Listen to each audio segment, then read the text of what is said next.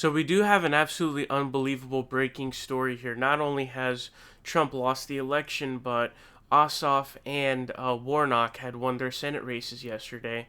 Both Democrats winning. It was called for Ossoff today. It was already called for Warnock last night. Now, today was supposed to be the day that the electoral votes were supposed to be counted, right? And so Pence was supposed to open it up and count out the electoral votes and announce them. And there was supposed to be a joint House and Senate conference and meeting. And while this conference was going on, where they were counting the votes, there was actually a group of Trump supporters that broke into the Capitol building and basically rammed through the police that were there. So it's this pro-Trump mob overruns Capitol, forcing evacuation. So some of the videos we can see here.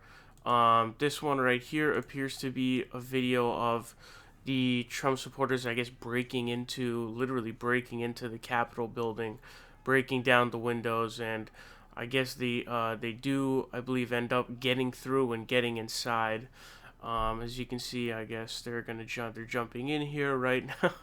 Oh, this is insane. So they're breaking it down with, I don't even know what that was they broke it down with. One of the things you can see them holding is a bat. I guess one of the dudes is literally, a couple of them are kind of in like camo. This, I guess, them being outside of the chamber now. It says the security has their guns drawn. You can see it looks like, are they barricading the doors there is what it appears to be. I think they're barricading the doors right there is what they're doing. And then you can see here, this is MAGA and police clashing inside of the Capitol. So they're literally fighting each other, basically, inside the Capitol. They have stormed through. It says hundreds of Trump supporters are now flooding the Capitol. And so you can see they got through. They're now flooding the Capitol building. And basically, I guess they had to shelter in place, that being congressional members. They had to shelter in place, wear gas masks, and do all of that kind of stuff to protect themselves from essentially what was kind of like an armed insurrection, essentially. Breaking the law, breaking government property at the U.S. Capitol building, and also, potential threats of violence, very serious potential threats of violence. People are holding bats. I did hear that there was even a bomb, so, you never know with this kind of stuff. But this article says, a chaotic and violent scene unfolded at the Capitol on Wednesday as supporters of President Trump swarmed the building to protest the Electoral College vote, forcing a lockdown and various confrontations with police. Vice President Pence and Senator Chuck Grassley, the Senate President pro tempore, were escorted from the Senate chamber after a mob overpowered police and broke into the Capitol to protest as a joint session of Congress convened to certify President-elect Joe Biden's win. The House and Senate were less than an hour into debating the first GOP objection to a state that Biden won, Arizona, when they were forced to abruptly recess as mostly maskless rioters crowded into the hallways around each other. Lawmakers, staffers, and reporters in each chamber were forced to shelter in place, told to hide under their seats, and given gas masks. D.C. police confirmed that one person was shot inside the Capitol, but details were not immediately available. The confrontation with rioters outside the House chamber resulted in broken glass on one of the center doors. Capitol police officers inside the chamber drew their guns in anticipation of people trying to breach the door.